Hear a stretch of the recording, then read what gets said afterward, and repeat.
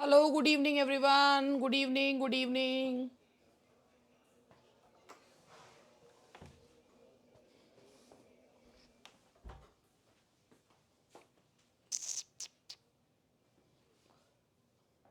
Good evening, good evening. कैसे हैं आप सभी?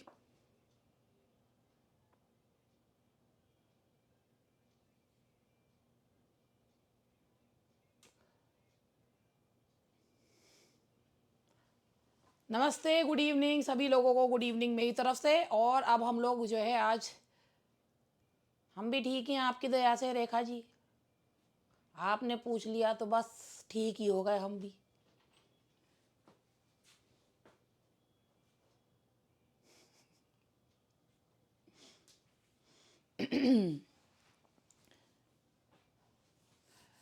तो आज हम लोग विलियम शेक्सपियर जी को पढ़ना स्टार्ट करेंगे। पढ़ तो आप लोग कई बार चुके हैं, ये हमारा शॉर्ट और उसमें जो है वो सब चीज़ स्टार्ट होगी। तो चलिए स्टार्ट करते हैं। और आप लोगों को पहले ही मैं ये बता दूं कि जो मैं पढ़ाऊंगी, जितना पढ़ाऊंगी, उसके बाद उसका पूरा रिवीजन होगा। Thank you, thank you, thank you. ठीक है, आ गए मैम। मैंने thank you to sir. Okay. और ये आ गए हैं हमारे यहाँ के सबसे ज़्यादा होशियार व्यक्ति, जो एक दिन आपको लाइव जो है मार खाते हुए दिखेंगे और आप समझ गए होंगे मैं किसकी बात कर रही हूँ। और वो मार खाते हुए दिखेंगे एक दिन लाइव आपको, यहीं खड़े करके उनकी पिटाई करी जाएगी। और फिर वो जो है उनकी क्लास भी ठीक से चलने लगेगी, उनका फ़ोन भी बहुत बढ़िया भागने लगेगा और वो बहुत होशियार हो जाएंगे। ठीक है, हम किसी के बारे में हमने कोई वो नहीं लिया है, लेकिन समझने वाले समझ गए हैं कि किसकी बात की जा रही है। ठीक है, तो जो है, हाँ जी, तो हाँ जी, हाँ जी, ठीक है। तो अब हम लोग जो है, हाँ, अब जो है मैं आप लोगों को आज पहले जितना पढ़ाना शुरू कर रही हूँ, आप लोगों ने सबसे पहले मैं अब एक काम ये करूँगी। एक नई चीज़ सोची है मैंने। होता क्या है ना कि मैं बोलती तो बहुत कुछ हूँ, पढ़ाती बहुत कुछ हूँ, लेकिन होता क्या है ना कि लोग स्किप कर करके देखते हैं। लोगों को लगता है कि अरे यार बात हो रही है, ये चीज़ हटा दो। अब मैं बीच में या कहीं पर ना कोई एक ऐसा पॉइंट बोला करूँगी कि फिर पूछूंगी कि भाई तुमको बताना है कि मैंने वो कल क्या बोला था, एक विशेष पॉइंट बोला था। अब वो कहीं भी मैं बोल सकती हूँ। ठीक है, तो अब इस जिससे सबको लेक्चर सब पूरा देखें। जैसे कल मैंने एक चीज़ ये बताई थी कि नोट्स आपके प्रिंटेबल फॉर्म में है, फिर भी एक मैसेज आया कि कई लोगों क्या है कि मैम ये भाई जब आप उसको कंटेंट में वैसे खोलते हो तो नहीं दिखता। अब हमने क्या करा है, मैं आपको ये भी बता देती हूँ। नोट्स जो हैं वो चैट में भेज दिए हैं, जो शेक्सपियर वाले नोट्स हैं चैट में भेज दिए हैं। चैट पे तो आप क्लिक करते हैं और उसे शेयर कर सकते हैं। अब देखो भैया, सबकी अपनी ईमानदारी है, किसी को उसको शेयर करना हो कर दो, क्योंकि देखो ऐसा है कि ये कोई मार्स से उतरे हुए नोट्स तो हैं नहीं। जैसे जिसे कुछ करना है वो कुछ पढ़ के कर लेगा, और जिसे कुछ नहीं करना वो दुनिया भर का भी सामान इकट्ठा कर ले, वो कुछ नहीं कर पाएगा। तो चलो अब इसी बात को अपना विराम देते हुए आज हम लोग जो हैं विलियम शेक्सपियर जी को पढ़ना शुरू करते हैं। और विलियम शेक्सपियर जी जो है हमारे बहुत ही प्रिय, प्यारे, दुलारे। और मैं एक एक पॉइंट आप लोगों को बताती जाऊंगी। अब कुछ भी अगर मैं उसमें, मेरे खुद के भी नोट्स हैं, मैंने इसकी प्रिंट आउट मैंने भी ले रखा है। तो चलो स्टार्ट करते हैं। सबसे पहले विलियम शेक्सपियर कौन सी एज को बिलोंग करते हैं, कुछ चीज़ें सब आप लोग ना नोटपैड भी लेकर बैठना साथ में कि अगर मैं कहीं कुछ नोट कराऊं तो नोटपैड भी लेकर जो है वो बैठना। ठीक है, तो अभी मैंने चैट बंद कर रखी है क्योंकि मुझे पढ़ाना है। सबसे पहले विलियम शेक्सपियर जो माने जाते हैं वो एलिजाबेथन राइटर माने जाते हैं। ये एलिजाबेथन राइटर हैं, ये जेकोबियन राइटर। हालांकि इन्होंने अपने जो डार्क प्लेज हैं वो जेम्स फर्स्ट के समय में लिखे, लेकिन ये बेसिकली एलिजाबेथन राइटर माने जाते हैं। ठीक है, अब इनके बारे में पहले शुरुआत से शुरुआत करते हैं। तो इनका बर्थ जो है, चूँकि उस समय का इतना नहीं पता होता था। वैसे भी अगर आप आज से कुछ समय पहले की भी बात करो, लीजिए मेरे ख्याल से 70-75 साल पहले भी तो लोगों को पता ही नहीं होता था उनका जन्म। मतलब वो उनकी मम्मियाँ यही कहती थी, 70-75 भी नहीं, शायद इससे पहले, कि जब बहुत बारिश हो रखी थी तो हुआ था तब ऐसे। आप सोचिए, शेक्सपियर तो 16th सेंचुरी की बात की जा रही है। तो उनका जन्म माना जाता है कि 23 अप्रैल को हुआ। वो भी इसलिए क्योंकि बैप्टाइज जो हैं वो 26 को हुए थे। तो जैसे हमारे यहाँ छठी होती है ना, तो he was born on April 23rd 1564, traditional date कहते हैं। ये इनके जो शहर का नाम था स्ट्रैटफोर्ड अपॉन एवॉन था। ये एक उपनगर था। इसकी अपनी एक जो है इसमें अपनी एक अलग इसका गवर्नमेंट थी और स्ट्रैटफोर्ड अपॉन एवॉन ही इसका नाम है। इस शहर का नाम ही स्ट्रैटफोर्ड अपॉन एवॉन है। कहाँ? वारविकशायर में। वारविकशायर जो कि इंग्लैंड में एक जगह है। ये स्ट्रैटफोर्ड ऑन एवॉन से आप मत करिएगा। स्ट्रैटफोर्ड एक बड़ा होता है। Stratford upon Avon is the name of the city, तो जिसका अपना एक एक अपनी गवर्नमेंट थी। तो वो 23 अप्रैल को ऐसा माना जाता है कि पैदा हुए थे, क्योंकि 26 अप्रैल को उनको बैप्टाइज कराया गया था, छठी शुद्धि करवाई गई थी। कहाँ? होली ट्रिनिटी चर्च में, स्ट्रैटफोर्ड अपॉन एवॉन शहर में। स्ट्रैटफोर्ड अपॉन एवॉन को ऐसे मत याद करिएगा कि एवॉन नाम की नदी और ऑन उसके ऊपर बसा हुआ, नहीं। स्ट्रैटफोर्ड ऑन एवॉन अलग है, उसके अंदर बसा हुआ छोटा शहर है स्ट्रैटफोर्ड अपॉन एवॉन। मृत्यु भी 23 अप्रैल को ही हुई 1616 में, ठीक है। और कहाँ पर उन्हें दफनाया गया? होली ट्रिनिटी चर्च में। तो ये एक ऐसी चीज़ें हैं जो सबको पता है, लेकिन अभी पढ़ने के एकदम बाद तुमको इसका रिवीजन फर्स्ट 50 क्वेश्चंस मतलब जो पढ़ाऊंगी उसके क्वेश्चंस आप लोगों को बताऊंगी। अब उनके जो फादर थे जॉन शेक्सपियर, शेक्सपियर एक अच्छी खासी इन्फ्लुएंशियल फैमिली को बिलोंग करते थे। उनके फादर का अगर हम बिजनेस फाइल है, वो ग्लवर थे, यानी कि वो ग्लव्स बनाने का काम करते थे। उसके अलावा वो बर्जेस थे। बर्जेस जो होते हैं, इसका मतलब ये होता है कि ये एक ऑफिशियल उसमें मान के, मतलब ये उनकी अलग अलग जो है, जिसे कहना चाहिए एक अलग अलग उनके ओहदे हैं। और जो बर्जेस जो है, अगर ये मान के चलें कि मेंबर ऑफ पार्लियामेंट, एक मतलब एमपी मान लीजिए, बर्जेस एमपी ऑफ एमपी किसी जो है उसके शहर के ही ये एमपी थे। फिर एल्डरमैन, एल्डरमैन मान लीजिए जो है ना नेक्स्ट टू मेयर होता है। मेयर के से जस्ट जो नीचे का जो पद होता है वो एल्डरमैन होता है। तो इनके फादर ग्लवर थे, फिर बर्जेस बने, यानी कि एमपी बने। पॉलिटिक्स में काफ़ी ज़्यादा उनका हाथ था। एल्डरमैन, और फिर बेलीफ यानी कि मेयर बने, स्ट्रैटफोर्ड के मेयर बने वो। मदर जो है जेंट्री को बिलोंग करती थी, और इसी जेंट्री ने मदर जो है मैरी आर्डन जो है उनकी, वो जेंट्री को बिलोंग करती थी। जेंट्री का मतलब होता है बहुत ही ज़्यादा एक अच्छी एक रॉयल, मतलब माइनर जेंट्री। माइनर जेंट्री का मतलब होता है हाउस होल्ड उनका कोई राजा महाराजाओं का नहीं था, मगर जैसे जमींदारों के खानदान उसको बिलोंग करती थी। वाइफ उनकी एन हैथवे थी, और इसे ना कहते हैं कि इसे बेसिकली इस शादी को जो है वो गन शॉट मैरिज कहा जाता है उनकी शादी को, क्योंकि 18 साल के शेक्सपियर जो हैं, 26 साल की एन हैथवे से उनकी शादी हुई थी। एंड दैट वो शादी इसलिए हुई थी क्योंकि 18 साल के शेक्सपियर थे, हो गई अब जो है उनकी गलती हो गई उनसे। तो बट जो है उस समय Anne Hathaway was pregnant for 3 months, 3 months हो चुके थे, और इसीलिए उनके वो एक अच्छी शॉर्टरी की रहने वाली थी। मतलब शॉर्टरी, SHOTTERY, वो शॉर्टरी की रहने वाली थी एन हैथवे। और उन्होंने जो है भाई उनके भाइयों ने ज़बरदस्ती शेक्सपियर की शादी करवाई थी, करनी तो पड़ेगी। और ना शेक्सपियर के बारे में तो बहुत लोगों ने लिखा है, बहुत लोगों ने, लेकिन जो इससे पहले मतलब अभी जो फिलहाल जो पोएट लॉरिएट हैं, उनसे जो पहले पोएट लॉरिएट थी कैरल एंड डफी, उन्होंने एन हैथवे पे एक पोयम लिखी है, एन हैथवे। और शेक्सपियर जो हैं उन्होंने वो अपने, वैसे तो अपने बच्चों से बहुत प्यार करते थे, लेकिन जो है उन्होंने बाद में अपनी वसीयत बदल दी थी, और उन्होंने अपनी जो छोटी वाली बेटी थी उसको, वो पहले उसी को ज़्यादा वो वसीयत देने के, लेकिन जब उन्हें पता चला था कि उनके जो छोटे वाले दामाद हैं शेक्सपियर के, वो किसी लड़की को उन्होंने प्रेग्नेंट कर दिया। ये सारे किस्से आप मुझसे सुन रहे होंगे। एक्चुअली ये किस्से सुनाने में मुझे बहुत मज़ा इसलिए आता है क्योंकि बच्चों को पंचायत याद रहती है, और फिर उस पंचायत से वो लगा लेते हैं कि मैं बेसिकली आ क्या रही थी, है ना। हाथ उठाओ, पंचायत याद रहती है ना। हाँ, तो ना शेक्सपियर ने अपनी मृत्यु से पहले, जस्ट पहले, अपनी जो है वो वसीयत बदल दी थी। Actually he wanted to give, वो अपनी जो संपत्ति थी वो अपनी छोटी बेटी को ज़्यादा देना चाहते थे, मगर हुआ ये कि जो छोटी वाली बेटी है और जो उसके हस्बैंड थे, छोटी वाली बेटी का जो हस्बैंड था उसने किसी शहर की, गांव की लड़की को प्रेग्नेंट कर दिया था, जिस वजह से उनकी काफ़ी बदनामी हुई थी। तो उन्होंने अपनी वसीयत चेंज करके बड़ी वाली बेटी को ज़्यादा दिया था।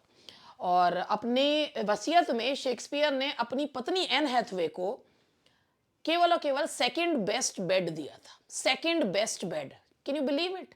सेकंड बेस्ट बेड दिया था उन्होंने अपनी इस पत्नी को, और कुछ नहीं दिया था। उनके जो बच्चे थे, पहली जो बड़ी बेटी थी उनका नाम था सुज़ैन। वो शादी के 6 महीने बाद ही पैदा हो गई थी, और 2 उनके बच्चे 1585 में हुए थे, हैमनेट एंड जूडिथ, जिसमें हैमनेट लड़का था और जूडिथ जो है वो लड़की थी। तो जूडिथ को पहले ज़्यादा संपत्ति दी थी, मगर जूडिथ का हस्बैंड की वजह से। तो हैमनेट जब 11 साल का था तो कहते हैं कि प्लेग की वजह से उसकी मृत्यु हो गई थी, उनके शेक्सपियर के बेटे की मृत्यु हो गई थी। ठीक है, अब यहां तक तो हुई इनकी पारिवारिक बात।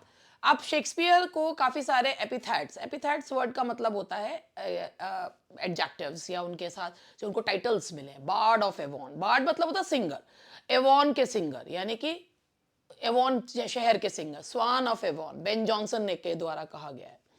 इंग्लैंड के नेशनल पोएट कहा गया, greatest writer in the English language. अभी काफी चीजें आएंगी भी। अब अगर हम बात करते हैं तो शेक्सपियर बहुत वर्सटाइल एक्टर, वर्सटाइल व्यक्ति थे। उन्होंने, वो एक्टर थे मगर बहुत ज़्यादा बढ़िया एक्टर नहीं थे, तो उन्होंने अपने खुद के प्लेज में एक्टिंग करी है। जैसे मकबेथ प्ले में उन्होंने मकबेथ का रोल निभाया है, और नहीं सॉरी, मकबेथ में उन्होंने मकबेथ वो उसका डंकन का रोल निभाया है, मकबेथ का नहीं, मकबेथ में उन्होंने डंकन का रोल निभाया है। एज यू लाइक इट में उन्होंने एडम का रोल निभाया है, और इसके अलावा वो बेन जॉनसन के प्लेज में भी उन्होंने जो है पार्ट लिया है। तो डंकन का रोल उन्होंने किया है, और हैमलेट में उन्होंने घोस्ट की भूमिका निभाई थी। तो उनको खुद को पता था मेरे एक्टिंग स्किल ज़्यादा बढ़िया नहीं है, और लेकिन प्ले राइट वो बहुत बढ़िया थे। 1589 से 1613 तक, 1589 टू 1613 उन्होंने काम किया है, और वो पोएट भी थे। सोनेट्स एंड नैरेटिव पोएम्स उन्होंने लिखी हैं। थिएटर के शेयर होल्डर और एंटरप्रेन्योर भी थे। अब उनका जो एक्टिव पीरियड माना जाना चाहिए, माना गया है 1589 से 1613 का। वैसे तो 1585 से 92 का लॉस्ट ईयर उनके कहते हैं, 1589 से 1613 का एक्टिव पीरियड माना जाता है। अब कैसे? उनका अर्ली फेजेस, अर्ली पीरियड देखिए, जो उनका 1589 से 1695 का समय है, 1589 से जो 1695 का समय है उनका, 1595 सॉरी, उसमें उन्होंने कॉमेडीज एंड हिस्ट्रीज लिखी हैं। तो क्योंकि ना वो जब भी कोई व्यक्ति कहीं पर उतरता है ना, पहले तो वो एक्सपेरिमेंट करता है कि भाई मुझे लोग पसंद कर रहे हैं नहीं कर रहे हैं, तो वो अलग अलग तरीके की चीजें करता है। तो उन्होंने ना, हाँ, तो उन्होंने सबसे पहले जो उन्होंने लिखे हैं कॉमेडी ऑफ एरर्स, ये उनके अर्ली प्लेज है। तो इनके मैं आपको डेट भी बताती जा रही हूँ, और फिर उसके बाद देखो, कॉमेडी ऑफ एरर्स है, ये आया था 1592 से 93 के बीच में। आजकल पूछ लेते हैं भैया, ये सारी की सारी ना कंपोजिशन डेट्स हैं। मतलब ये पब्लिश तो बहुत बाद में हुए हैं, 1623 में हुए हैं, लेकिन ये कंपोजिशन डेट्स हैं, और जिस समय ये उसमें दिखाए गए थे वो हैं। तो कॉमेडी ऑफ एरर है 1592 से 94 के बीच में लिखा गया, क्योंकि ये एग्जैक्ट डेट तो नहीं पता है, लेकिन ये माना जाता है कि 1592 से 94 के बीच में। फिर उसके बाद ये जो हेनरी सिक्स्थ है, ये क्योंकि उन्होंने हिस्ट्रीज पहले लिखी हैं, तो ये 1590 से क्योंकि हेनरी सिक्स उन्होंने सबसे पहले लिखा था, ट्रायलॉजी है। हेनरी सिक्स जो प्ले है वो 3 पार्ट्स में है, Henry six part 1, Henry six part 2 and Henry six part 3।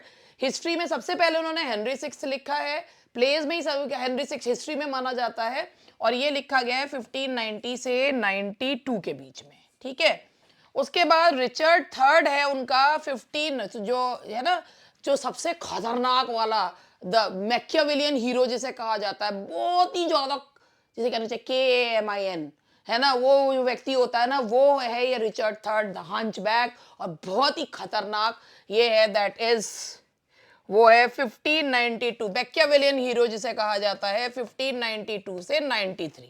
और उसके बाद है टेमिंग ऑफ द श्रू, ये है 1593 से 94 के, कंपोजिशन डेट्स हैं सारी। और उसके बाद है टू जेंटलमैन ऑफ वेरोना, ये भी 1594 से 95 है, 1594 से 95। और इसके बाद एक प्ले और है इनका, एंड इसमें है love labour lost. Love labour lost जिसे कहा जाता है, बाद में इसको कहा गया है that is comedy of manners, इसे बोला जाता है। और कॉमेडी ऑफ मैनर का मतलब होता है एक ऐसा प्ले जो कि समाज के उच्च वर्ग का मजाक उड़ाता है। ये लिखा गया था 1594 से 95 तक। तो भैया पहले हम लोग जो है यहाँ तक मुझे देखो और मुझे मुझे मत देखो, मतलब यहाँ देखो। तो ये वाला बताओ यहाँ तक, तो कुछ अगर कोई भी चीज़ यहाँ तक समझ में नहीं आई है तो आप लोग मुझे बता सकते हैं। लेकिन यहाँ पर देखो, सबसे पहले अभी मेरे पास सब चीज़ के क्वेश्चन है। क्वेश्चन तो मैं बहुत सारे लाई हूं, लेकिन मैं कहां तक पढ़ा पाऊंगी पहले वो, उसके बाद आगे बढ़ूंगी। ठीक है, अब मैं यहां से एक बार देख लो कॉमेडी ऑफ एरर्स। ये उन्होंने पहले एक्सपेरिमेंट किया था, क्योंकि अभी मैं थोड़ा सा पढ़ा लूँ, थोड़ा सा इज्जत ला को पढ़ा लूँ, उसके बाद मैं चीज़ें आपसे पूछूंगी। और ये ना डेट्स आप लोगों को मैं दिखा रही हूँ, तो ये डेट्स पे मैंने अगर यहाँ पर वो करा है तो कॉम्पोजिशन डेट्स। अब आपके दिमाग में आएगा हम इतना कैसे याद करेंगे, भाई देखो साथ के साथ पढ़ते चलोगे तो कोई भी दिक्कत नहीं होगी। अभी आपको मैं एक चीज़ और बता देती हूँ कि इसका मैं पढ़ाने के बाद आपको कुछ चीज़ें और बताऊंगी, क्या कब कैसे किस चीज़ को करा जाएगा, क्योंकि एक भी चीज़ अपन छोड़ नहीं रहे हैं। ठीक है, तो मैं अब इसको हटा रही हूँ, अब आगे बढ़ते हैं। ये इनका अर्ली पीरियड था। तो अर्ली पीरियड में उन्होंने comedy of error, Henry six trilogy, याद रखिएगा हेनरी सिक्स हिस्ट्री में उन्होंने सबसे पहले जो लिखी है वो हेनरी सिक्स लिखी थी। Henry six is in 3 part, 3 parts में है। और फिर उसके बाद उन्होंने रिचर्ड थर्ड, मतलब comedy of errors, taming of the shoe, आप देख सकते हैं जो मैंने ईयर्स अभी लिखे थे। अब उसके बाद जब आदमी जो होता है ना कि वो बहुत ज़्यादा, जैसे कहना चाहिए कि बहुत व्यक्ति जो है वो एक्सपेरिमेंट करते करते समझ जाता है कि भाई जनता को पसंद आ क्या रहा है, तो फिर उन्होंने ना मेच्योर रोमांटिक कॉमेडीज लिखी 1595 से 1601 तक, यानी कि अभी एलिजाबेथन पीरियड में ही उन्होंने लिख रहे हैं वो।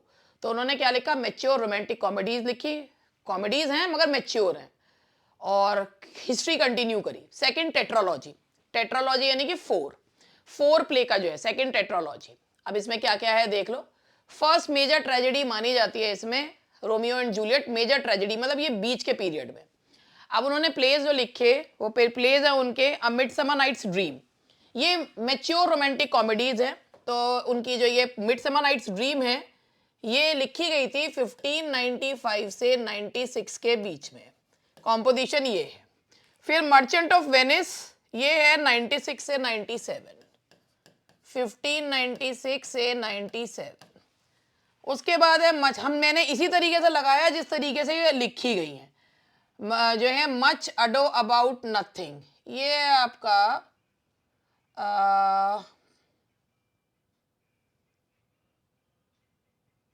98 टू 99 है। मच अडो अबाउट नथिंग 1598 से 99 है। और एज यू लाइक इट जो है वो आपका 1519 से 1600 है। और आपको ये डेट थोड़ा बहुत अलग भी मिल सकती है। देखो मैंने जो ले रखा है ना, मैंने जो मेरे पास जो हिस्ट्री की बुक्स हैं उनमें से मैंने जो है ये टाइम पीरियड ले रखे हैं। तो इसीलिए जैसे जगह जगह अलग मिलते हैं, मगर थोड़ा सा ही ऊपर नीचे होता है, तो इतना कोई डिटेल वैसा वो नहीं रहता। लेकिन हाँ यही इनका पीरियड जो रहता है। फिर आपका है ट्वेल्थ नाइट, वो है 1599 से 1601, 1599 से 1601। फिर है जूलियस सीजर, ये सबको याद है। जूलियस सीजर वो पहला प्ले था जो ग्लोब थिएटर में हुआ था, तो ये 1599 में ही लिखा गया है। और ये है Henry fourth part first and second, जिसमें सबसे पहले किसका कैरेक्टर, जो सब फॉलस्टॉफ का कैरेक्टर आया था, जो शेक्सपियर का सबसे अच्छा कैरिकेचर है, सबसे ज्यादा फनीएस्ट ऑफ ऑल के कैरेक्टर्स में से एक है फॉलस्टॉफ। तो Henry fourth part first and second 1596 से 97, और हेनरी फिफ्थ 1598 से 99, ये इस तरीके से। तो भाई ये उनके मतलब उन्होंने ये एक टेट्रालॉजी ली थी। और अगर आपको टेट्रालॉजी के बारे में और उसके बारे में तो पता होगा, और नहीं पता होगा तो लेट मी टेल यू कि इनकी टेट्रालॉजी कौन सी है। ठीक है, मैं बता देती हूँ। मेजर टेट्रोलॉजी, माइनर टेट्रोलॉजी, ये जो मानी जाती हैं ये भी मैं आपको बता देती हूँ। पहले मैं यहाँ पे रुकती हूँ जिससे कि आप लोग जो हैं इसके ईयर्स वगैरह देख लें। ठीक है,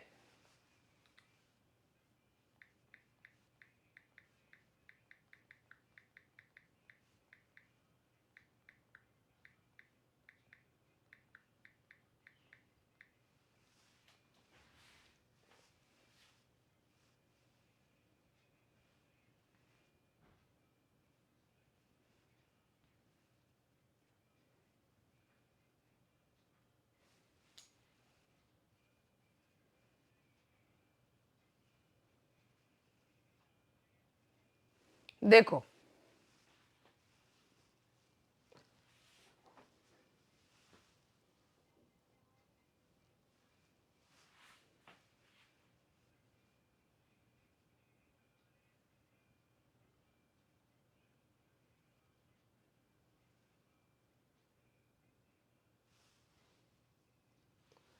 देखिए, शेक्सपियर की दो टेट्रोलॉजी हैं। टेट्रोलॉजी का मतलब समझिए, टेट्रोलॉजी मतलब होता है चार प्ले। टेट्रोलॉजी इस तरीके से है, और उसको भी अब हम लोग मेजर टेट्रोलॉजी और माइनर टेट्रोलॉजी में लेते हैं। अगर आप लोगों को पता हो कि शेक्सपियर की मेजर टेट्रोलॉजी और माइनर टेट्रोलॉजी है, ठीक है। मेजर और माइनर जो टेट्रोलॉजी, अगर आपको ना पता हो तो मैं बता देती हूँ, क्योंकि मेरा तो काम ही यही है, और आपके दिमाग के जाले झाड़ना, और यही मैं आपको बताने जा रही हूँ।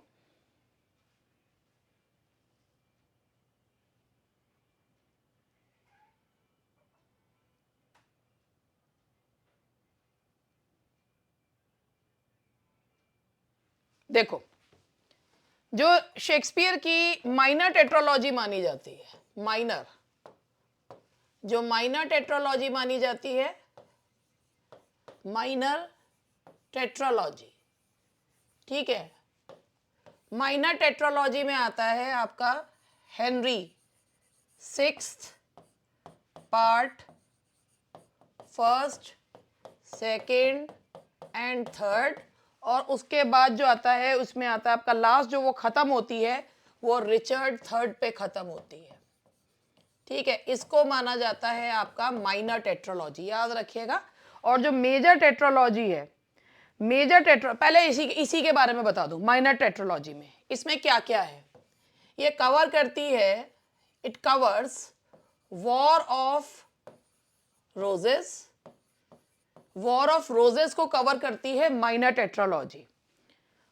इसके अलावा ये ends with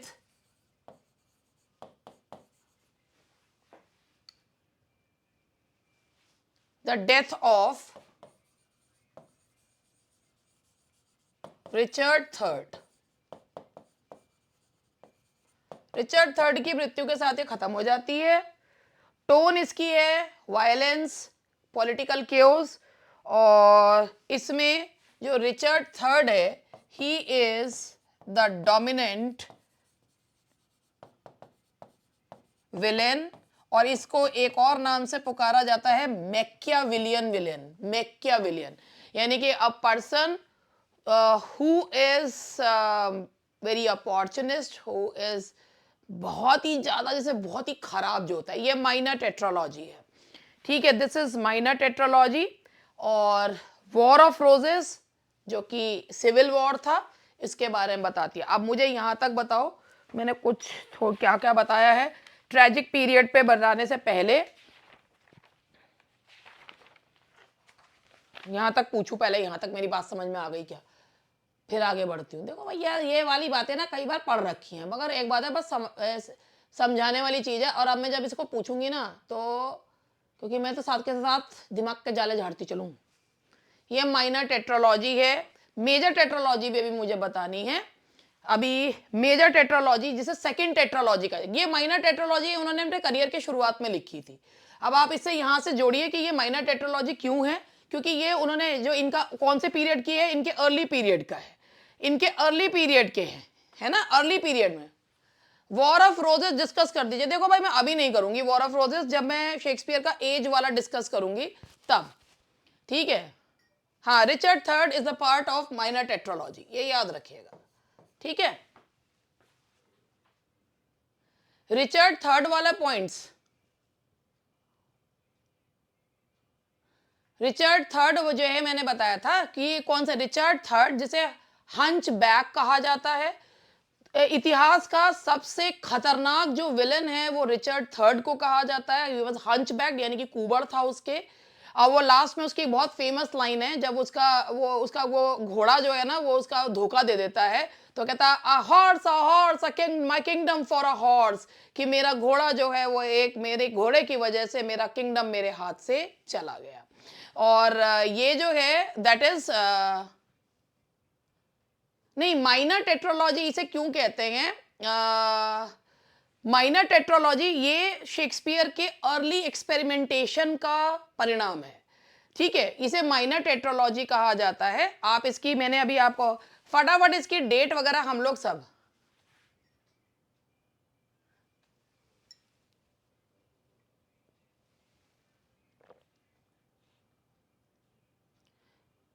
Machiavellian, Machiavellian villain word नहीं सुना? किस किस ने मैकियावेलियन वर्ड जो है सुन रखा है पहले? मैकियावेलियन विलन किस किस ने सुन रखा है? मैंने नहीं। मैकियावेलियन विलन रिचर्ड थर्ड को क्यों कहते हैं, ये आपको पता है? नहीं पता? आज जिन जिनको नहीं पता वो लोग ये आज पता। देखो, रिचर्ड थर्ड को मैकियावेलियन विलन कहते हैं, MACHIAVELLIAN।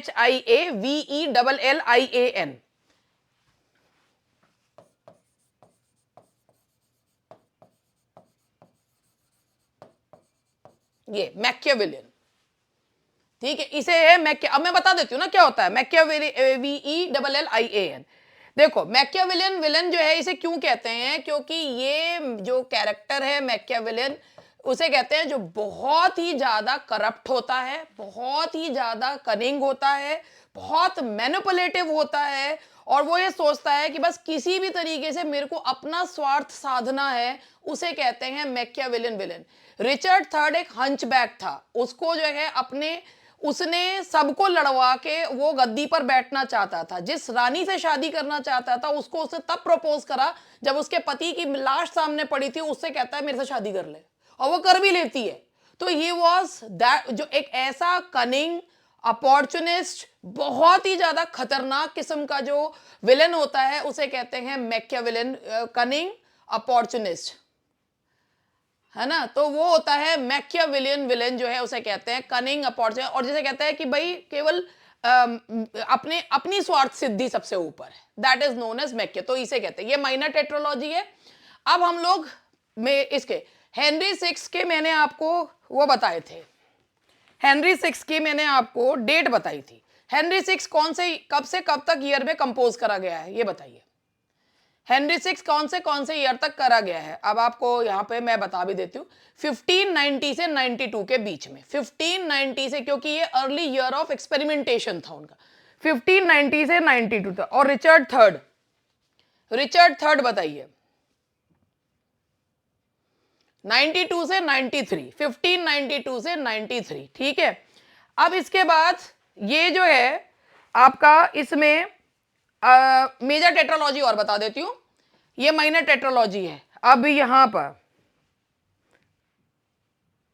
देखो, जो ये वाली माइनर टेट्रोलॉजी है ना, इसे फर्स्ट टेट्रोलॉजी भी कहा जाता है, और जो मेजर टेट्रोलॉजी है उसे सेकंड टेट्रोलॉजी जो है वो कहा जाता है, ठीक है।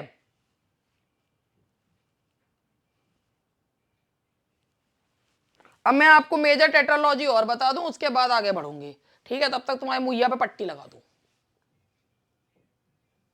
अभी मैं कुछ नहीं बताऊंगी, पहले मैं मेजर टेट्रोलॉजी बताऊंगी, उससे पहले मैं कुछ नहीं बताऊंगी। नो नो नो, मुझे बहुत कुछ बताना है अभी। मेजर टेट्रोलॉजी, मेजर टेट्रोलॉजी, या जिसे हम लोग सेकंड जो है वो सेकंड टेट्रोलॉजी भी कहते हैं। टेट्रोलॉजी मतलब होता है फोर प्लेस जो एक ही चीज बताता है।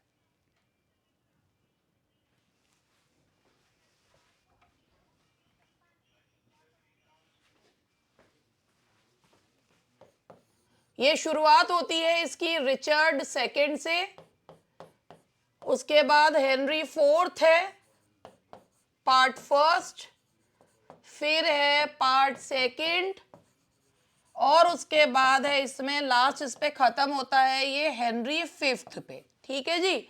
ये मेजर टेट्रोलॉजी है। इसमें आया है आपका बेसिकली, इसमें जो मेन चीजें हैं वो बताया गया है। इसमें इंट्रोडक्शन किसका है? फॉलस्टॉफ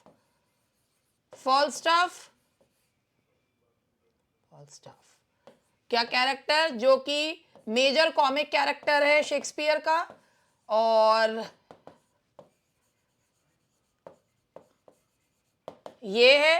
और इस प्ले में प्रिंस हॉल या प्रिंस जो हेनरी हैं उनकी ग्रोथ जो है वो दिखाई गई है।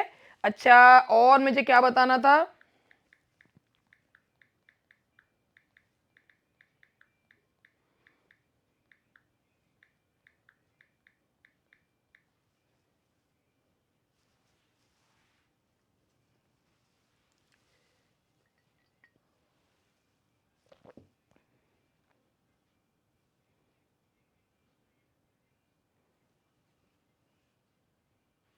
अब आप लोगों को मैंने एक चीज, आपके दिमाग में अगर ये क्वेश्चन नहीं आया, मेरे दिमाग में तो आया, तो मैंने सोचा ये आप लोगों को जरूर बताऊं कि आप में से बहुत लोग कई बार ये पढ़ के भी आए होंगे कि इन्हें मेजर टेट्रोलॉजी और माइनर टेट्रोलॉजी कहा जाता है, मगर कभी किसी के दिमाग में ये नहीं आया होगा कि इन्हें मेजर टेट्रोलॉजी और माइनर टेट्रोलॉजी क्यों कहा जाता है। जो चीज शेक्सपियर ने अपने करियर के शुरुआती समय में लिखा, दैट इज माइनर टेट्रोलॉजी। जो अपने करियर के शुरुआत में लिखा, उसमें लैक ऑफ एक्सपीरियंस है, लैक ऑफ डेप्थ है, that is minor tetralogy. Minor tetralogy याद रखने का तरीका ही यही है कि जो शेक्सपियर ने हिस्ट्री प्लेज अपने करियर के शुरुआत में लिखे, यानी कि हेनरी सिक्स, वो माइनर टेट्रोलॉजी है। और जो शेक्सपियर ने अपने मिडिल पीरियड में, यानी कि जो शेक्सपियर ने अपने जब व्हेन ही वाज बिट जो है वो अपना बहुत एक्सपीरियंस्ड हो गए थे तब जब लिखे, वो मेजर टेट्रोलॉजी है। ये लेबल शेक्सपियर ने नहीं दिए हैं, these labels are given by critics, ये क्रिटिक्स के द्वारा दिए हुए लेबल्स हैं। और ये लेबल इसलिए दिए गए थे कि जिस चीज में छाप दिखती है किसकी, इनएक्सपीरियंस्ड होने की, वो माइनर है, और जिसमें मेच्योरिटी की छाप दिखती है वो मेजर टेट्रोलॉजी है। ये है इसका। मेरे दिमाग में ये क्वेश्चन आया तो मैंने सोचा स्टूडेंट्स को बताना चाहिए, दिमाग में तो उनके भी आना चाहिए, नहीं आया तो मैं डाल देती हूँ दिमाग में इन्हें मेजर और माइनर, और ये शेक्सपियर के द्वारा दिया हुआ वो नहीं है। अब बताइए, मेरी बात यहां तक आ गई, इसमें फॉलस्टॉप का कैरेक्टर इसमें इंट्रोड्यूस हुआ है, ये दीज आर द थिंग्स। अब बताइए, अब मैं यहां तक अब ट्रैजिक पीरियड पे बढ़ूंगी, ठीक है, आ गई, अच्छे से आई बात समझ में, तो बहुत अच्छी बात है। अब यहां से हम लोग बिल्कुल बेसिक से चीजें चल रहे हैं, यहां तक आप लोगों को, यहाँ पे अभी आप लोगों के दिमाग में होगा कि भाई अबे वॉर ऑफ रोजेस, हाँ बिल्कुल आपको वॉर ऑफ रोजेस वगैरह 2 लाइन में 3 लाइन में वो भी बताया जाएगा, लेकिन वो जब शेक्सपियर का हिस्ट्री वाला पीरियड चलेगा, यानी कि एज ऑफ शेक्सपियर या एलिजाबेथन पीरियड। हेनरियाड बिल्कुल सही, इसे भी हेनरियाड कहते हैं। हेनरियाड जो है वो इसे ही कहा जाता है। किसको, कौन सी टेट्रोलॉजी को, किसको कहोगे?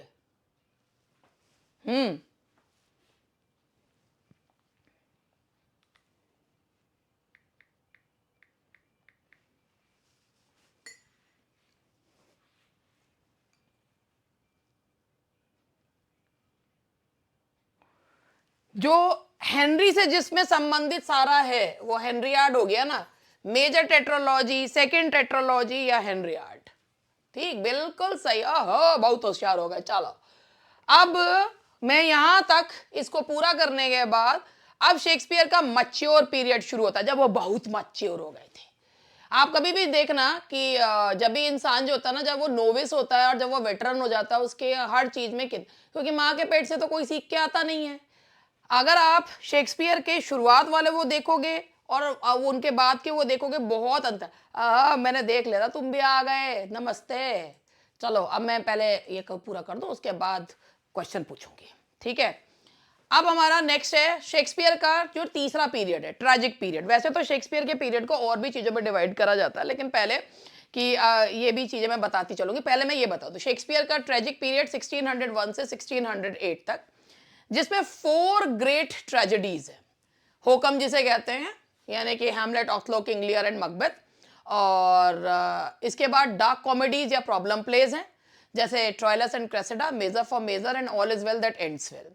उसके बाद उनकी रोमन ट्रेजेडीज हैं, Antony and Cleopatra, Coriolanus and Timon of Athens. इनके मैंने वो लिखे नहीं है, ईयर नहीं लिखे, ये 1601 से 1608 के बीच में लिखे गए 4 ग्रेट। अब ये बेसिकली ये प्लेज उन्होंने तब लिखे थे जब क्वीन एलिजाबेथ की मृत्यु हो गई थी और गद्दी पर आ गए थे कौन, जेम्स फर्स्ट गद्दी पर आ गए थे, तब उन्होंने हैमलेट, ऑथलो, किंग लियर, मकबेथ, मतलब 1603 के बाद लिखे हैं। हैमलेट तभी लिखा गया है। अभी और बहुत सारी अच्छी अच्छी चीजें आपको पता चलेंगी। तो डार्क कॉमेडीज या प्रॉब्लम प्लेज है, ये प्रॉब्लम प्लेस का मतलब क्या होता है? प्रॉब्लम प्लेस समझिए, ये टर्म फ्रेडरिक एस बोस के द्वारा दी गई है, हालांकि ये सब चीज नोट्स में दी गई है। फ्रेडरिक एस बोस ने ये टर्म दी है, और ये जो तुम मुझसे मैकियावेलियन पूछ रहे थे ना, ये भी दिया गया है इसमें। तो फ्रेडरिक एस बोस ने ये टर्म कॉइन करी, और उसमें उन्होंने हैमलेट को भी लिया था। हैमलेट को भी उन्होंने प्रॉब्लम प्ले माना था, लेकिन जो मेजर प्लेज, जो प्रॉब्लम प्लेज माने थे, वो उन्होंने measure for measure, all is well that ends well and Troilus and Cressida को माना है। प्रॉब्लम प्लेज किसे कहते हैं? एक ऐसा प्ले जो दर्शकों के सामने एक समस्या रखता है, मगर उस समस्या का कोई समाधान नहीं रखता, उसे कहा जाता है प्रॉब्लम प्ले। इन्हें डार्क कॉमेडीज इसलिए कहा जाता है, मेजा फॉर मेजर और all is well that ends well को, क्योंकि इनमें सिर्फ अंत सुखांत है। वैसे तो ट्रेजेडीज ही हैं, लेकिन अंत सुखांत है, इसीलिए इन्हें डार्क कॉमेडीज कहा जाता है। फिर उसके बाद जो रोमन ट्रेजेडीज हैं, एंटनी एंड क्लियोपेट्रा, और जो है टाइम, मतलब ये रोमन ट्रेजेडीज हैं, टाइमन ऑफ एथेंस, हालांकि अधूरा प्ले है इनका, जूलियस सीजर, कोरियोलानस, ये जो है इनके, लेकिन जूलियस सीजर को आगे ले लिया है हमने 1599 में, जब ग्लोब थिएटर बना था तो उसमें है, तो वो पहले लिख दिया गया, लेकिन वो रोमन प्ले है, रोमन ट्रेजेडी मानी जाती है Julius Caesar, Antony and Cleopatra और कोरियोलानस को। ठीक है, उसके अब ज्यादा उसके चक्कर में मत पड़ना। लेट पीरियड उनका जो करियर का ढलान था, तो 1607 से 1613, फिर वो रिटायर हो गए थे, तो उन्होंने रोमांसेस और ट्रेजिक कॉमेडीज लिखी हैं। रोमांसेस या ट्रेजिक कॉमेडीज, आप सोचो इन्हें रोमांस को ट्रेजिक कॉमेडीज क्यों कहते हैं? जो भी ट्रेजिक कॉमेडीज होती है ना, उनमें क्या होता है, पहले जो है वो बिछड़ जाते हैं और अंत में रिकंसिलिएशन हो जाता है, मिलन हो जाता है। पहले बहुत आंसू बहते हैं और बाद में फिर वो जो है लोग आपस में मिल जाते हैं। और रोमांस इन्हें क्यों कहा गया है? रोमांस को ही ट्रेजिक कॉमेडीज कहा गया है, क्योंकि रोमांस का मतलब क्या होता है? देखो, प्यार में जब तक बिछड़ोगे नहीं तब तक प्यार जो है प्यार नहीं है। देखो, प्यार को ऐसे मत लो कि पहले के जमाने का प्यार लो, तो वो वाला प्यार है कि जब तक जो है वो इस तरीके के जो गाने होते थे ना, तो अभी के नहीं, नया वाला तो वो मत है ना, तू नहीं और सही और नहीं और सही, बहुत तगड़ा वाला जो प्यार होता है ना, कि जब तक जो है ना वो कसौटी पे तपता नहीं है तब तक उसकी प्रेम की डेप्थ पता नहीं चलती। तो रोमांस एंड ट्रेजिक कॉमेडीज कहा जाता है। लास्ट प्लेज हैं उनके, फाइनल प्लेज हैं, जिनमें पेरिकल्स है, सिम्बलीन है, विंटर्स, और ये ना कुछ प्लेज इसमें कोलैबोरेशन में लिखे गए थे। हेनरी एट है, द टू नोबल किंग्समैन है, हालांकि ये सारे नहीं है, फाइनल प्लेज हैं। कुछ रोमांसेस में उनके Pericles, Cymbeline, the winter's tale and tempest आते हैं। हेनरी एट और टू नोबल किंग्समैन नहीं आते हैं रोमांसेस में, ये नहीं आते हैं। अब चलो आगे बढ़ते हैं। अब सबसे पहले शेक्सपियर के, यहाँ मैं आपको इनके बारे में और चीज बताना चाहूंगी। क्या बताना चाहूंगी? सबसे पहले यहाँ ये समझिए, शेक्सपियर जी के थिएटर एसोसिएशन समझिए। शेक्सपियर ने आते के साथ ही, भाई तब जो है, अभी भी जैसे होता है, जो हीरो हीरोइंस होते हैं, इनको जब तक कोई प्रोड्यूसर ना मिले तब तक इन्हें कोई लॉन्च नहीं कर सकता। अनलेस आपकी मूवी को कोई प्रोड्यूस करने वाला ना हो, यानी कि पैसा लगाने वाला ना हो, आप अपने दम पर थोड़ी ना पिक्चर को वो कर लोगे। अभी आपने कुछ दिन पहले सुना भी होगा कि एक कौन है वो, जो बहुत ही, उसका नाम नहीं याद आ रहा, एक जो है कमांडो पिक्चर जिसने बनाई थी, जिसमें अपना पूरा पैसा लगा दिया था, क्या नाम है उसका, जिसकी बहुत अच्छी बॉडी है, उसने जो है सारा पैसा लगा दिया था, उसके बाद वो पिक्चर पिट गई, तो बेचारा जो है फिर उसके बाद उसे कहीं काम करना पड़ा, फिर उसके बाद पैसा कमा कर लाना पड़ा उतारने के लिए। तो बात ये है कि जो प्रोड्यूसर्स होते हैं ना, जब तक वो नहीं होते, हीरो हीरोइन या मूवीज नहीं बन सकती। इन द सेम वे जो ये थिएटर आर्टिस्ट हुआ करते थे, या जो ये जो प्ले राइट्स होते थे, कोई इतने अमीर थोड़ी होते थे। तो क्या था कि इनको पेट्रोनेज दी जाती थी, यानी कि इनको पैसा दिया जाता था। अब आप सबसे पहले थिएटर्स एसोसिएशन के बारे में समझिए। आप सभी ने एक लॉर्ड चैम्बरलेन सुन रखा होगा। अभी लॉर्ड चैम्बरलेन किस चिड़िया का नाम है? लॉर्ड चैम्बरलेन कहते हैं जो रॉयल हाउसहोल्ड में हाईएस्ट ऑफिसर जो होता है, रॉयल हाउसहोल्ड में जो हाईएस्ट ऑफिसर होता है, उसे लॉर्ड चैम्बरलेन कहते हैं। तो जो राजघराने का सबसे हाईएस्ट ऑफिशियल होता है, और वो कोई ऐसे ही कॉमन व्यक्तियों में से नहीं चुन लिया जाता है। आप सुन लीजिए क्या है लॉर्ड चैम्बरलेन मैन। शेक्सपियर की जो नाटक कंपनी थी, उसका पहले नाम था लॉर्ड चैम्बरलेन्स मेन। क्यों? क्योंकि उनको पेट्रोनेज कौन देती थी? Queen Elizabeth. क्वीन एलिजाबेथ का पैसा लगता था। क्वीन एलिजाबेथ के जो लॉर्ड चैम्बरलेन थे, उन्होंने इस नाटक कंपनी को अपना नाम दिया। ये कंपनी बनी, इस कंपनी को नाम मिला लॉर्ड चैम्बरलेन्स मेन 1594 में। ये जिस व्यक्ति के नाम पर ये कंपनी बनी, वो व्यक्ति थे हेनरी कैरी, जो फर्स्ट बैरन थे। यानी कि एक तरीके से आप मान लीजिए बैरन जो होता है बहुत ही जैसे कहना चाहिए बहुत बड़े जमींदार या बहुत बड़े एक रॉयल व्यक्ति को बोला जाता है। और ये पता कौन थे? Henry carry. ये एलिजाबेथ फर्स्ट के कजन थे। एलिजाबेथ की जो क्वीन एलिजाबेथ की जो मौसी थी, उनके बेटे थे ये, मैरी बोलियन के। ये क्वीन एलिजाबेथ की मौसी के बेटे थे, ठीक है। तो वो ऑब्वियसली क्वीन एलिजाबेथ की मौसी के बेटे थे, क्वीन एलिजाबेथ के राजमहल के सबसे बड़े ऑफिसर थे। तो उन्होंने पैट्रोनेज दी थी, क्वीन एलिजाबेथ की द्वारा दी गई पैट्रोनेज थी। तो ये इस ड्रामा कंपनी का नाम पड़ा लॉर्ड चैम्बरलेन्स मेन। 1594 में ये थिएटर कंपनी बनी। और शेक्सपियर जो है ना, वो बहुत एक्चुअली शेक्सपियर एक बहुत बहुत प्रैक्टिकल आदमी थे, बहुत बड़े अपॉर्चुनिस्ट थे, बहुत प्रैक्टिकल आदमी थे। जैसा देश वैसा भेष उनकी जो है वो मानना था। इसीलिए दुनिया जो है वो जो है बहुत परेशान हो रही थी, मगर शेक्सपियर बिल्कुल परेशान नहीं थे। जब दुनिया त्राही त्राही कर रही थी जो है प्लेग की वजह से, तो शेक्सपियर तो सबसे बड़ा घर जो है खरीद, न्यू प्लेस सबसे बड़ा घर खरीद के बैठे हुए थे। तो शेक्सपियर जो है ना वो फाउंडिंग मेंबर थे, शेयर होल्डर थे, एक्टर थे, प्ले राइट थे। और उनकी कंपनी ऐसा नहीं है कि उन्हीं की एक जो है उन्हीं की कंपनी थी जो प्ले करा करती थी, मगर वो सबसे सक्सेसफुल थे क्योंकि वो बहुत ज्यादा अपॉर्चुनिस्ट थे। इसके की मेंबर्स थे रिचर्ड बर्बेज। ये वो एक्टर है जिसने Hamlet, Othello, King Lear, Macbeth, Richard third का किरदार निभाया, रिचर्ड बर्बेज ने। फिर इनके एक बहुत ही फेमस जो है वो एक्टर थे विलियम कैम्पे, जो कॉमिक रोल निभाया करते थे, मगर उन्होंने 1599 में लॉर्ड चैम्बरलेन मैन छोड़ दिया था। उनकी जगह आए थे रॉबर्ट अर्मिन, जो कि ये भी कॉमिक एक्टर थे। इसी के साथ फेलो एक्टर्स और भी थे, हेमिंग्स एंड कॉन्डेल। इन्होंने भी जो है, जो इनका बहुत बड़ा योगदान है कि इन्होंने शेक्सपियर के प्लेस को इकट्ठा करा और उन शेक्सपियर के प्लेस को छपवा दिया फर्स्ट फोलियो के नाम से। रेपर्टेयर परफॉर्म शेक्सपियर्स प्लेस। ये जो थे, ये जो लॉर्ड चैम्बरलेन्स मेन थे, ये सिर्फ और सिर्फ शेक्सपियर के प्लेस करते थे और कोई प्ले नहीं किया जाता था। लॉर्ड चैम्बरलेन्स मेन केवल और केवल शेक्सपियर के प्लेस करते थे और कोई प्ले नहीं करते थे, मतलब जब ये फॉर्म हुआ तब, ठीक है। तो मतलब एक्सक्लूसिवली उसी प्ले को करते थे क्योंकि वही पसंद भी था ना, क्या कर सकते हैं। हाँ, कभी कदार जैसे शेक्सपियर के दोस्त थे बेन जॉनसन वगैरह, उनके प्लेस भी कर लेते थे, लेकिन एक्सक्लूसिवली सिर्फ और सिर्फ शेक्सपियर के प्लेस ही लॉर्ड चैम्बरलेन मेन के एक्टर्स के द्वारा परफॉर्म किए जाते थे। तो ये तो 1594 की बात है। अब क्वीन एलिजाबेथ की डेथ हो गई 1603 में। 1603 में राजा बने कौन? James first. अब यहां का किस्सा सुनो। 1603 में जब जेम्स फर्स्ट आए गद्दी पर, तो जेम्स फर्स्ट ने कहा भाई अब तो मैं हूं राजा, तो अब मैं राजा हूं, तो अब तो जो है जैसा मैं कहूं वैसा होना चाहिए, मेरे हिसाब से जो है वो जो है बनना चाहिए। मेरे जो इस कंपनी इस जो थिएटर कंपनी है उसका नाम चेंज होगा।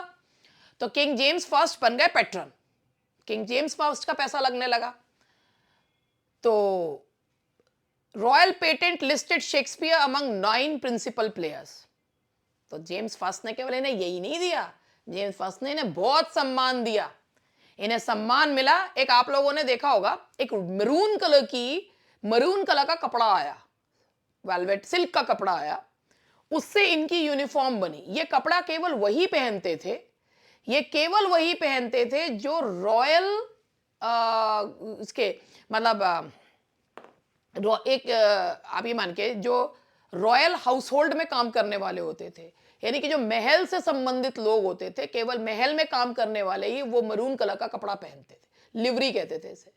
मरून कलर का कपड़ा हो, अगर आपने देखा भी हो, अभी भी जब लोग जो हैं ब्रिटेन के जो रानी है उसके महल, ब्रिटेन की जब मतलब अब तो राजा है, महल के बाहर आपने देखा होगा कि वहाँ पर जो गार्ड्स हैं वो उनके देखने के लिए लोग जो हैं वो जाते हैं, और वो जो है वो एक मरून कलर का जो है वो ड्रेस पहनते हैं।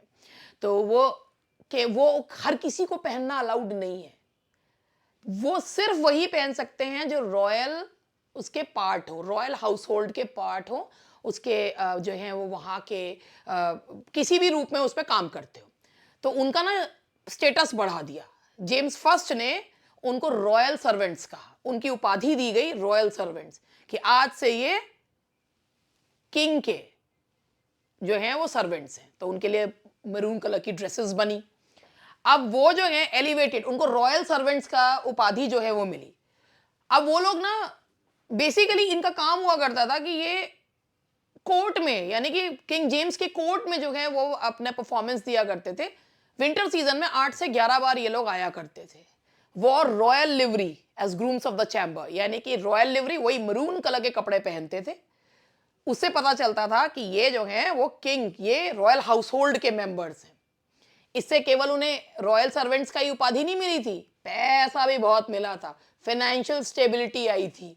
तो इनको जो है रॉयल लिवरी की, रॉयल सर्वेंट्स जो है इनको जो ये जो है रॉयल सर्वेंट्स इनको मिला था। अब इससे क्या हुआ था इनको भाई, ऑब्वियसली जब वो जेम्स फर्स्ट के लिए काम करने लगे थे, जेम्स फर्स्ट को इतना पसंद आया कि उन्होंने उनको अपनी अपनी शरण में ले लिया, अपना खुद का पर्सनल नौकर बना लिया। तो उनको रॉयल प्रोटेक्शन भी मिली, उनको प्रेस्टीज हुआ, बड़े तन के चलते थे, और रेगुलर और लगातार कोर्ट में परफॉर्मेंस किया करते थे, और फाइनेंशियल स्टेबिलिटी तो आई थी। यहां तक अब मुझे बताओ कि बात समझ में आई? तो हम आगे बढ़ते हैं। अब मेरा क्वेश्चन आंसर राउंड है, ठीक है? अब now we'll do question answer round. आ गई यहां तक बात समझ में? कोई दिक्कत परेशानी तो नहीं है? हैं? सब आ गई बात समझ में? तो चलो दिमाग। तो अभी मैं क्या करती हूं कि जो मैंने अभी तक जो बताया है, वैसे तो क्वेश्चन तो मैं लेकर आई हूं, यार तो याद करने पड़ेंगे, मैं थोड़ी ना करूंगी भैया, याद तो तुम करोगे। It is not my work, it is your work. मेरा काम तो पढ़ाना है, वो मैं पढ़ा रही हूं, है ना?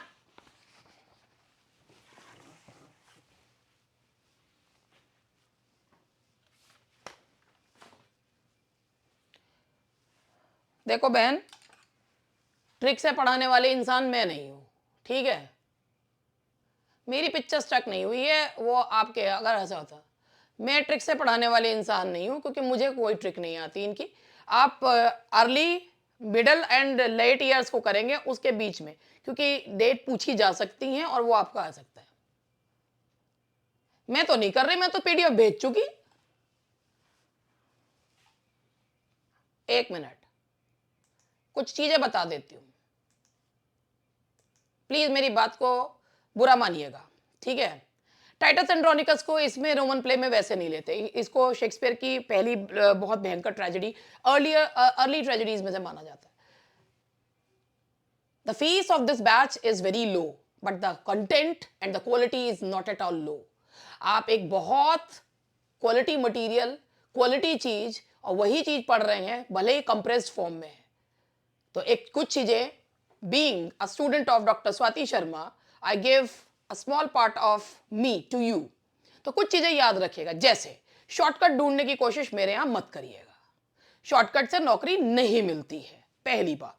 दूसरी बात, मैं अपने आप को सुपीरियर दिखा के आप लोगों को ये दिखाऊं या ऐसे ऐसे फैक्ट्स लेकर आऊं जो वो है, उससे कोई फायदा नहीं है।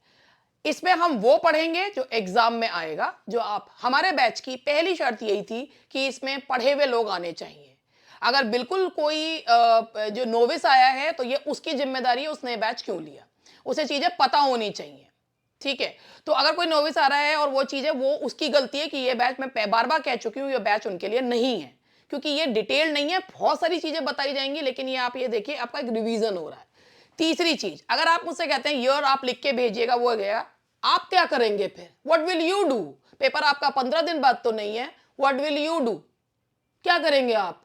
हमने आपको पीडीएफ प्रोवाइड करा, अभी इसके 2-3 पीडीएफ और प्रोवाइड करेंगे। Can't you write a single dates as well? नहीं लिख सकते?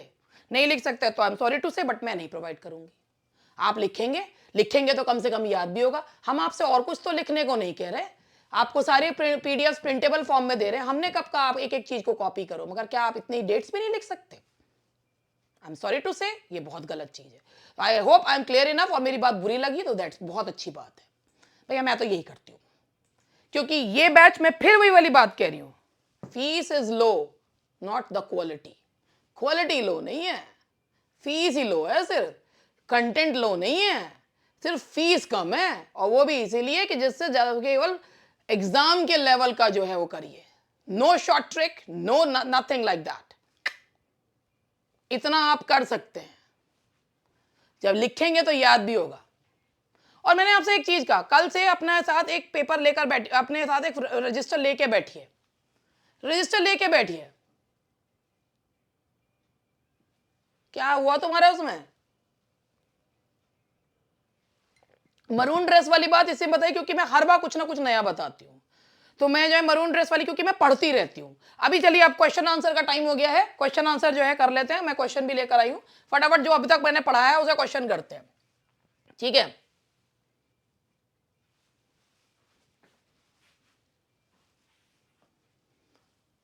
चलिए फटाफट जितने हैं फटाफट क्वेश्चन, मैंने कहा था पढ़ाने के साथ ही question करवाऊंगी।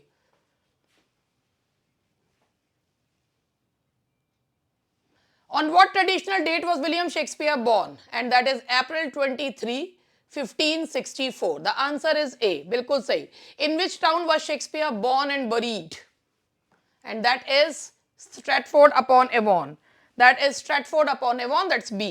What was the occupation of Shakespeare's father, John Shakespeare? That's C. Glover and Bailiff. Whom did Shakespeare marry in November 1582? And that is Anne Hathaway. That is D. How Anne Hathaway के ऊपर किसने एक poem लिखी है, ये मैंने आपको बताया था अभी.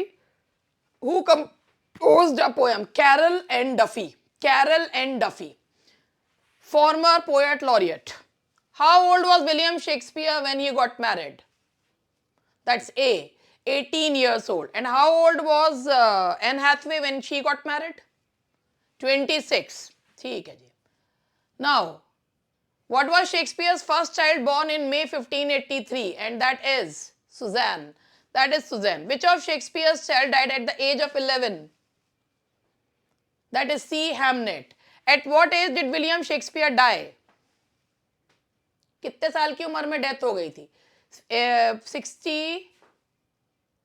हाँ जी, दैट इज 52. 52 की एज में उनकी मृत्यु हो गई थी. Which fellow dramatist famously called Shakespeare the Swan of Avon? 1616 में डेथ हुई थी. Ben Jonson. Aside from being a playwright and poet, what was Shakespeare's other primary professional occupation? That is actor. What was Shakespeare's approximate active career period? 1589 से 1613. याद रखिएगा, 1589 से 1613 तक. Who was the patron of the Lord Chamberlain's men? Henry Carey, first Baron Hudson. ना D. Henry केरी. अभी आपको मैंने pattern जो थे वो हेनरी केरी थे, जिनका नाम था लॉर्ड चैम्बरलेन. जो थे लॉर्ड चैम्बरलेन थे, हेनरी केरी थे. और हेनरी केरी के एलिजाबेथ फर्स्ट के साथ क्या रिलेशनशिप था ये भी मैंने आपको बताया. मौसी के बेटे थे, उनके कजन थे. मैरी बोलियन के बेटे थे, मौसी के बेटे थे, उनके कजन थे उनके. Who was the leading tragic actor of Shakespeare's company who originated roles like Hamlet and Lear? And that is Richard Burbage. Which comic character was a member of the company until 1599? William Campe. ले छोड़ दिया था इसके बाद इन्होंने. What name did Shakespeare's company adopt in 1603? The Kingsmen. The Kingsmen. और Kingsmen के रूप में उनको, और अब ये देखो, under the patronage of James first the actors of the Kingsmen were elevated to what status? Grooms of the chamber. Grooms of the chamber है ना, रॉयल सर्वेंट्स जिसे कहते हैं, grooms of the chamber. What was the first permanent public play house in England where Shakespeare's company performed? The theatre. ये अभी आया नहीं है ना, इसलिए द थिएटर. अभी तक मैंने 16 क्वेश्चन तक का करवाया. जो मैंने करवाया वो मैंने 16 क्वेश्चन तक का कराया था, तो वो मैंने आप लोगों ने कर भी लिया. ठीक है, तो यहां से अब मैं आपको वैसे इसमें काफी सारी चीजें जो हैं आपका, अब देखो थिएटर के वेन्यूज के बारे में बताते हैं। आप एक बात, अच्छा आप लोगों को एक चीज बताऊं, शेक्सपियर जो हैं, शेक्सपियर जो हैं, हाँ 1570 अभी आ रहा है, शेक्सपियर 12.5% का उनका जो है वो हिस्सा था, 1/8 के हिस्सेदार थे, और बाद में उनका 7% रह गया था, तो वो 1/14 के हिस्सेदार हो गए थे ग्लोब थिएटर में। तो बात करते हैं थिएटर की, तो सबसे पहला जो पहला थिएटर बना था 15 थिएटर 1576 में जो है वो जेम्स बर्बेज के द्वारा बनाया गया था। इसका नाम था द थिएटर, शोडिच में बनाया गया था, और 1594 से इसमें विलियम शेक्सपियर के साथियों ने परफॉर्मेंस देनी, विलियम शेक्सपियर ने उन्होंने परफॉर्मेंस देनी शुरू करी, लेकिन पहला थिएटर बना था 1576 में, जेम्स बर्बेज के द्वारा बनाया गया था। और ये पहला पब्लिक हाउस था, पब्लिक प्ले हाउस था, परमानेंट पब्लिक प्ले हाउस था, इंग्लैंड में बनाया गया था। लेकिन इसमें लॉर्ड चैम्बरलेन के, क्वेश्चन ये नहीं है कि, क्वेश्चन ये है ये बना 1576 में था, लेकिन इसमें एक परफॉर्मेंस जो देनी शुरू करी थी लॉर्ड चैम्बरलेन मेन के जो आर्टिस्ट थे, जो ड्रामेटिस्ट थे, उन्होंने परफॉर्मेंस देनी शुरू करी थी 94 से 97 के बीच में। उसके बाद दूसरा थिएटर है कर्टेन थिएटर। जब कभी भी थिएटर के साथ लीज में, भाई देखो हर थिएटर में एक लीज ली जाती है, एक टाइम पीरियड होता है जिसमें कहा जाता है भाई हम इतने समय से इतने समय तक इसमें प्लेस करेंगे। अब होता क्या है कि जब थिएटर का वाला सोचता है ना ना मुझे इससे ज़्यादा अच्छी डील मिल रही है, तो वो लीज को कैंसिल भी कर देता है।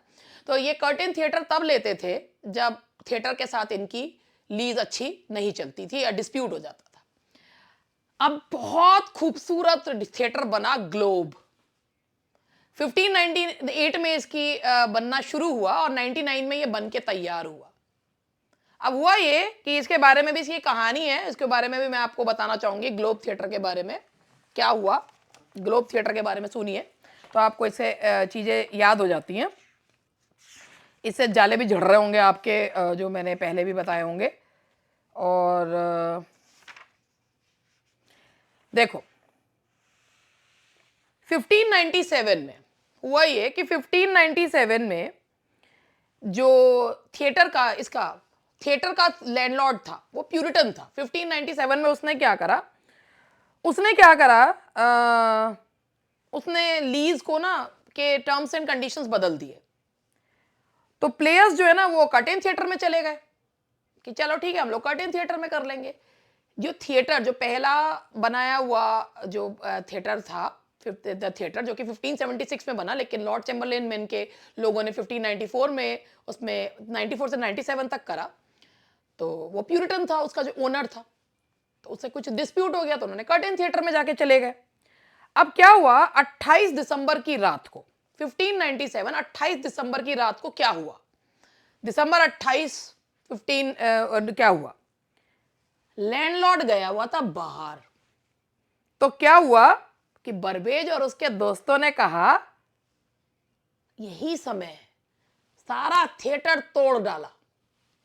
द थिएटर जो था, जो 1576 में बन के शोडिच में पहला पब्लिक थिएटर बना था, 28 दिसंबर की रात को 1598 में 28 दिसंबर 1598 में इन्होंने क्या करा, 1598 में नहीं 1597 में ही है ये, तो ये थोड़ा सा डेट का डिस्प्यूट है, लेकिन 28 दिसंबर को इन्होंने क्या करा कि उस थिएटर को सारा खोल लिया।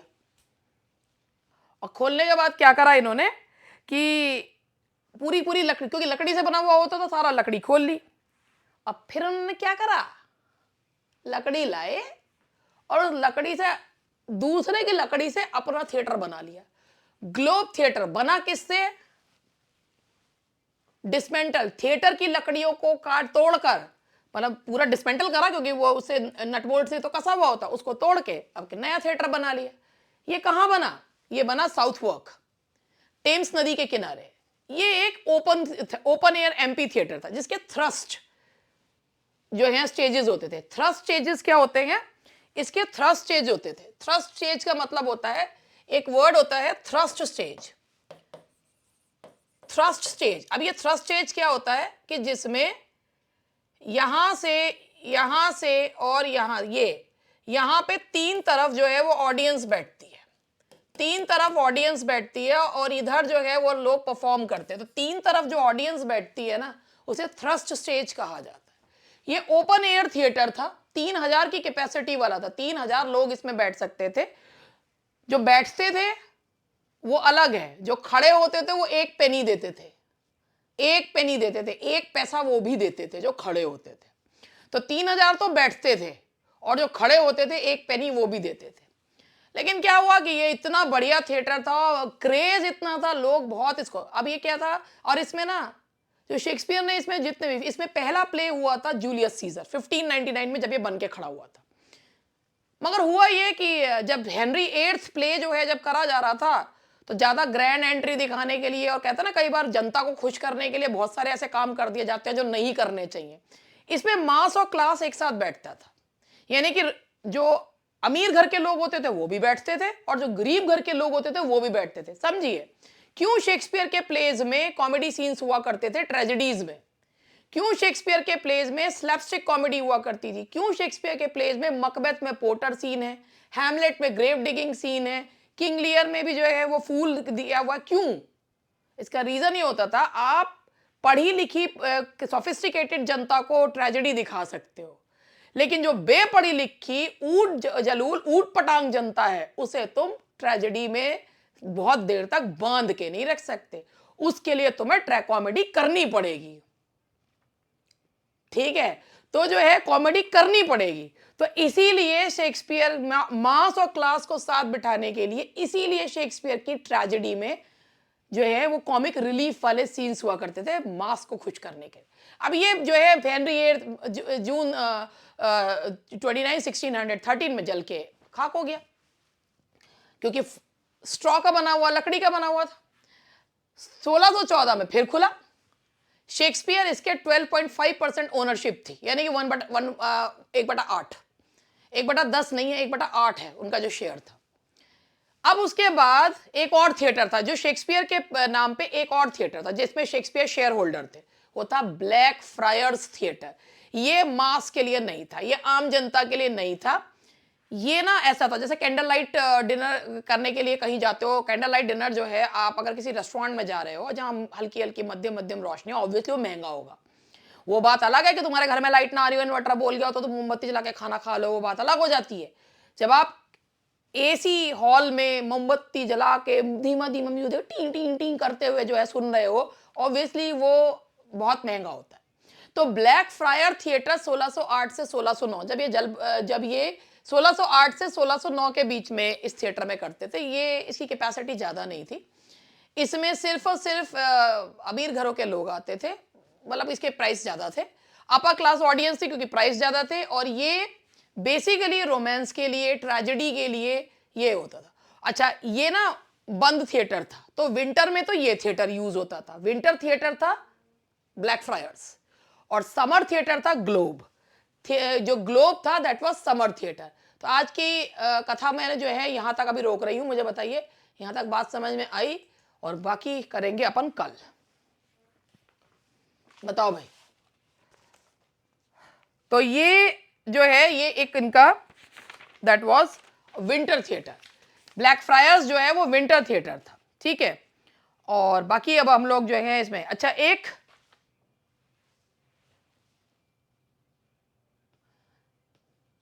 थप्पड़ लगा दूंगी बहुत जोर का, बहुत अच्छा पढ़ा मैडम जी आपने, देखिए जरा। मैं ये बताओ तुम, मैं इसका क्या करूं, मैं क्या करूं, मैं इसका बताओ, हैं क्या करूं मैं इसका, हैं ये वही वाली ऑडियंस है मेरी जिसके लिए मुझे ड्रामा कॉमेडी करनी पड़ती है। मैंने दांत तो निकलवा लिया, मैंने क्या करूं।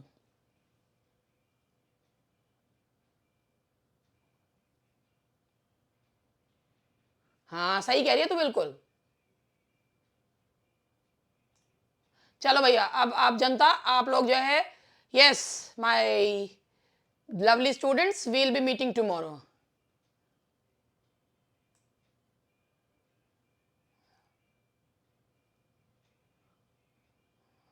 ये वो सही कह रही है अंजुम।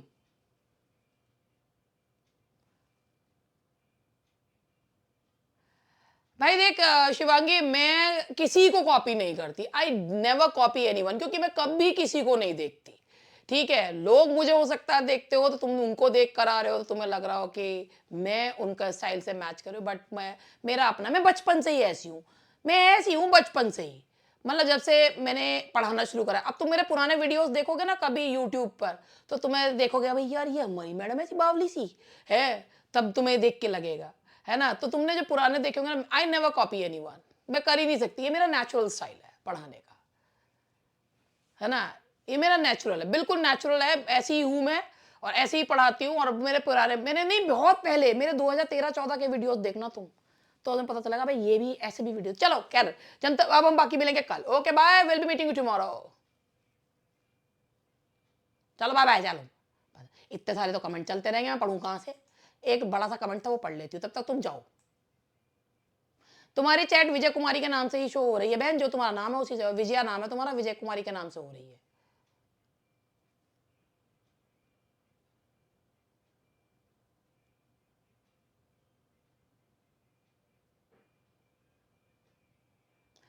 बाय बेटू।